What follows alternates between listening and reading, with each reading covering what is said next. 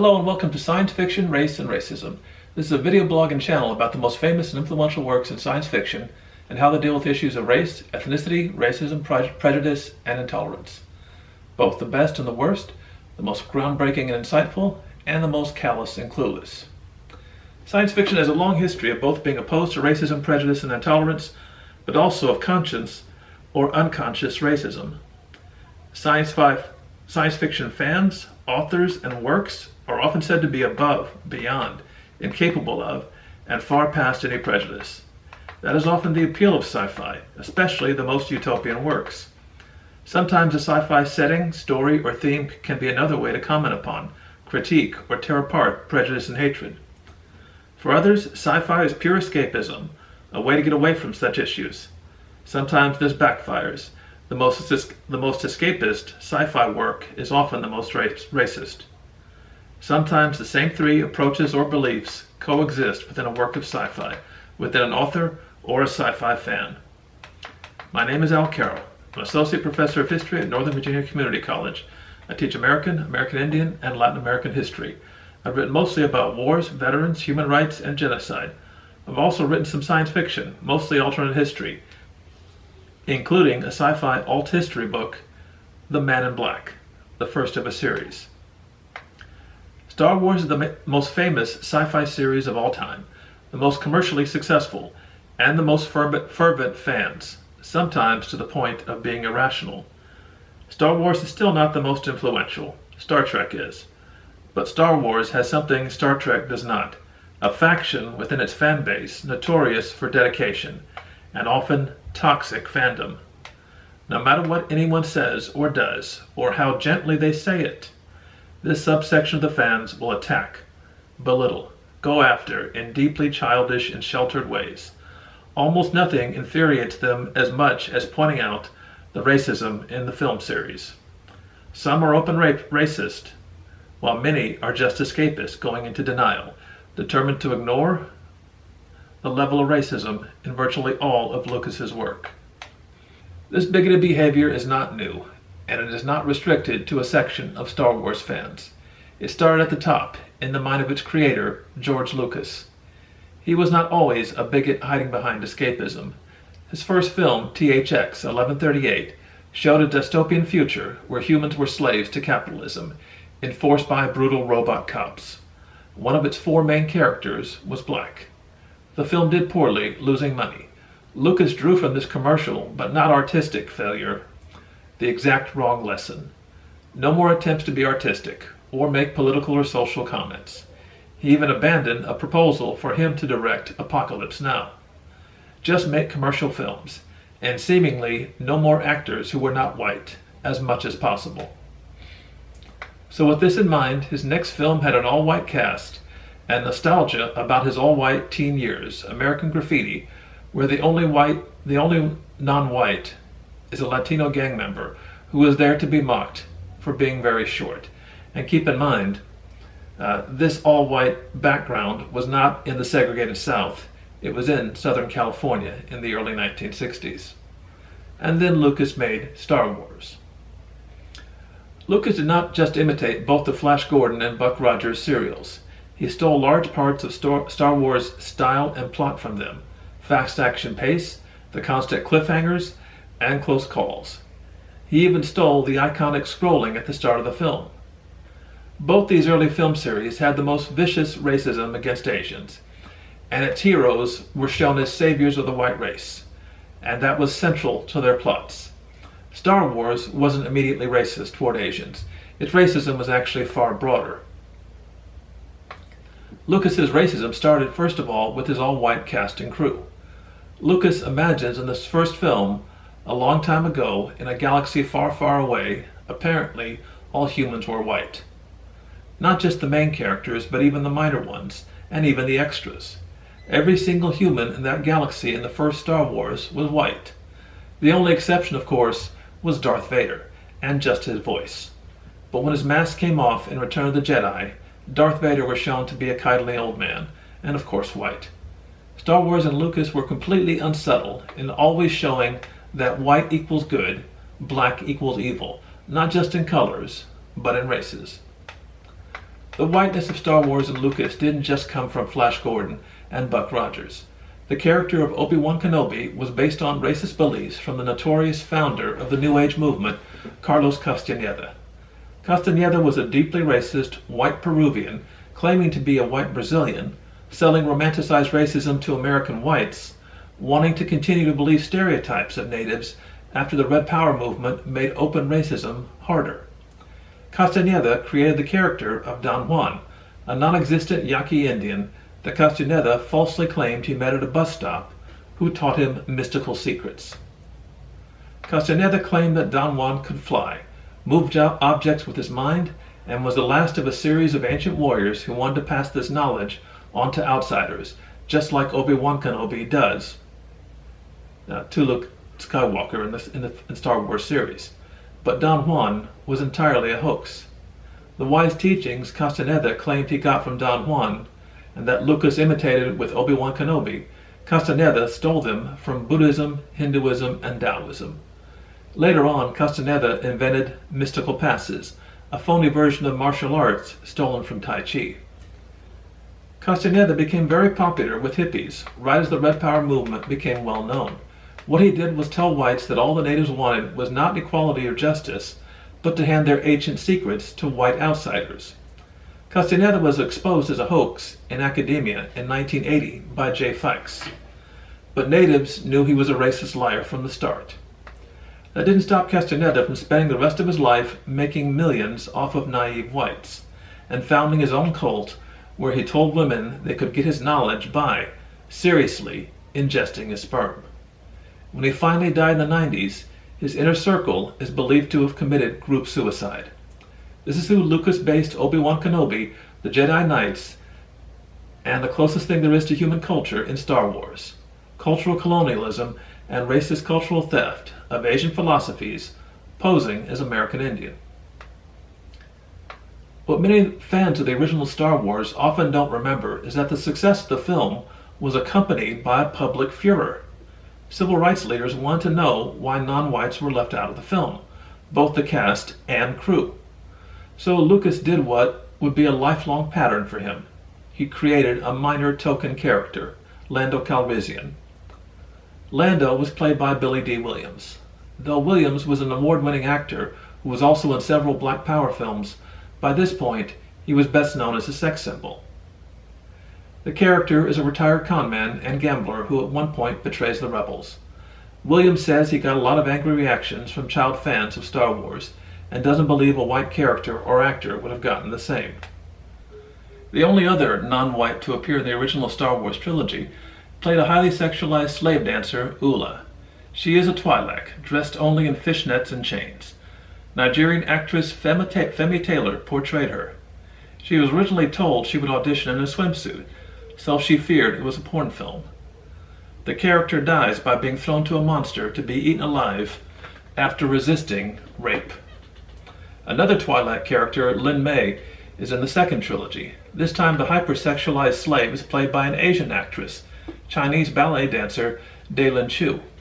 This time her costume is a lot of leather straps resembling bondage gear while she sings on stage. In spite of all of this, a faction of Star Wars fans pretends that Lucas is not racist, but the evidence of it continued for 40 years. Between the first and second trilogies, Lucas was best known for the Indiana Jones films. And in those films there was plenty of malicious, condescending, and paternalistic racism in how they show Chinese, Indians, American Indians, Latinos, Africans, and Arabs, showing them at different times as primitive, ignorant, violent, superstitious, and dangerous. And many of them are also played by white actors. And this was not in the 1920s, the 1950s. This was in the 1980s and 90s, and even 2000s. Lucas later produced the very poor film Red Tails in 2012 about the Tuskegee Airmen, as both a film and a supposed attempt to show he was not racist by telling the story of the Tuskegee Airmen. Lucas and the film failed. And Lucas almost left the legendary airmen out. He focused instead on planes in flight. Ironically, Lucas then publicly complained that Hollywood doesn't support black cast, when he has one of the worst records of any director. But Lucas is not an irredeemable or intransigent racist. He did make other token attempts to be better, not just with Lando. Lucas is just often so clueless, and that infuriates his strongest fans more than anyone. He is also so sheltered by his wealth and the success all the way back to his first film. None of his subordinates dared point out to him how obviously racist large parts of his films are, both characters and premises. He has also, in public appearances, been far more thin-skinned and sensitive than those he attacks, even as an elderly man in his 60s. The biggest Lucas-created firestorms were because of the film The Phantom Menace. Lucas created an alien species, the Neimoidians, with the worst of Asian stereotypes. They are shown as evil, crafty, scheming, and the actors were instructed to give them Thai accents. They dress in Chinese imperial-style clothes and are given Japanese names. Their eyes have an actual slant, and their faces are flattened. Their language is even given the name Pak, similar to a racist insult for Pakistanis. The second reason for the public uproar over Phantom Menace was the character Watto, an obvious Jewish stereotype. He has a Yiddish accent, a hook nose, and wears a hat resembling Hasidic Jews. He even says, quote, "Mind tricks don't work, only money." In Lucas' galaxy of a long time ago, Jews are greedy, money obsessed, and behind the slave trade. One critic after another pointed to this anti-Semitic portrayal of Jews by Lucas. The Village Voice, Slate Magazine, The Nation, American Review. The Watto character is a perfect example of Lucas's cluelessness. Lucas worked with Steven Spielberg and other Jewish people in films for decades, yet he was still so unaware of his own anti-Semitism, he created a viciously anti-Jewish character. But the biggest reason of all for the public outcry over Phantom Menace was the most hated character in all of Star Wars, Jar Jar Binks. He is almost every racist stereotype of blacks combined, childlike and stupid, speaking pidgin English with a West Indian accent. Physically, he has bug eyes, big lips, an enormous butt, and ears resembling dreadlocks. Jar Jar is also constantly mocked for his stupidity and cowardice. His Gungan people are a primitive tribe, warlike and constantly arguing, but they can only fight by throwing spears and rocks, and are too stupid to handle technology. And the all-white humans on the planet live in palaces and regard Gungans as literally the white man's burdens. Along with simply being a very dull film, all these blatant, obvious racist caricatures of Asians, blacks, and Jews cause Phantom Menace to be widely regarded as the worst of all Star Wars films, the most critically reviled and despised by the fan base. It also led to the film getting Raspberry Awards. Responsibility for these characters lies with Lucas, not any of the actors who were only hired hands, and none of the actors even knew how the characters would look until the film came out. About the only defenses Lucas and his supporters have ever had are insults and completely unbelievable denials. A few years ago, Lucas defenders tried a new tactic, pointing to Lucas's second wife being black. That means and proves very little. Here's the most notorious racist and segregationist senator in U.S. history, Strom Thurmond, with his black daughter. Racists like Thurmond and Lucas often desire what they fear or hate. The main differences between the two is Lucas did make failed efforts to change, and unlike Lucas, Thurmond never denied what was obvious to everyone else. After the public outcry over Phantom Menace's bigotry, in the next film, Lucas attempted his idea of diversity. He brought in two celebrated actors, Jimmy Smits and Samuel Jackson. Smits' character, Senator Bail Organa, was originally played by Irish actor Adrian Dunbar in an earlier film's deleted scene, and he was named Bail Antilles. Lucas switched a character from European appearance to Latino, but not culturally. Lucas, who carefully mapped out numerous alien species, never bothered to create any distinct human cultures. In a galaxy a long time ago, all humans are decultured, or culturally presumed to be whites by default, much like the all-white environment Lucas grew up in and is nostalgic about as far back as American Graffiti. Samuel Jackson played Mace Windu, a Jedi Master. Originally, Lucas wrote the character as Princess Leia's brother. He has a distinct purple lightsaber, leading to complaints this was a stereotype. Jackson claimed he was the one who asked Lucas to give him a weapon that color. More important is that both Jackson and Smits played decultured, deracialized characters. They could be changed from being originally white to not white, originally European to Latino and black, because again, humans have only one colonialist culture in Lucas's fantasy galaxy, even if spread across thousands of worlds. When Lucas sold Star Wars to Disney, the company turned the series over to director J.J. Abrams, who had his own history of racist whitewashing with Star Trek's Into Darkness. But the more recent films have made a more concerted effort to avoid the all-white galaxy with evil dark-skinned aliens of Lucas's imagination. There is a sharp split now between racist trolls who despise the newer Star Wars films and the rest of the Star Wars base of fans. What angered the racist trolls most of all were previews showing Nigerian British actor John Boyega as a stormtrooper removing his helmet. Boyega was joined by half a dozen other non-white characters and actors: Mexican actor Diego Luna, Chinese actors Donnie Yen and Chiang Wen, Arab-British actor Riz Ahmed, and Forrest Whitaker. Half a dozen other non-white actors would join the sequels, and many more cameo roles and extras. But what especially angered racist trolls was the success of the new Star Wars. It broke commercial records. It was critically well received, including by most of the original fan base. It received numerous awards and was on the top 10 film list of many critics. And it did all of this with characters that went against stereotypes. No magical or ultra-wise Asians, no simple-minded or cowardly black people, no villains whose evil was based on their race. But these same racist trolls were not done. In The Force Awakens, Kelly Marie Tran was cast as Rose Tico. Tran was widely praised by critics and became a new fan favorite. White nationalists like Paul Ramsey led an online campaign against her. Her Wikipedia entry was filled with racist attacks, even death threats. Tran had to delete racist rants on her Instagram.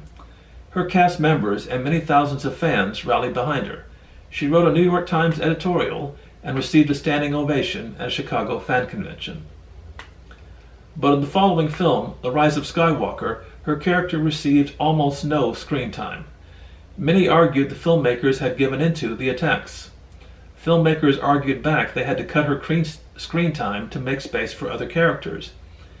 Even if it was unintentional, the filmmakers sent the message to racist trolls that racist trolling works. Two later films, Rogue One and Solo, continued to add non-white actors and were widely praised. But for Solo, online trolls made a coordinated effort to downvote the film on sites like Rotten Tomatoes and IMDb. Much of it was before the film even came out. How much of this was done by the same trolls as on The Force Awakens is hard to say. Some of it may simply be exhaustion or high fan expectations. But none of that can change is that Star Wars began as Lucas's blind repetition of the white race saviors from Flash Gordon and ended being films of anti-colonial struggle, from an all-white galaxy to an anti-colonial galaxy. This is the end of the 8th video. I look forward to your comments and questions. Please repost freely, like, share, and comment. Next video we will discuss Buck Rogers and the Yellow Peril. This has been Science Fiction, Race, and Racism video blog and channel.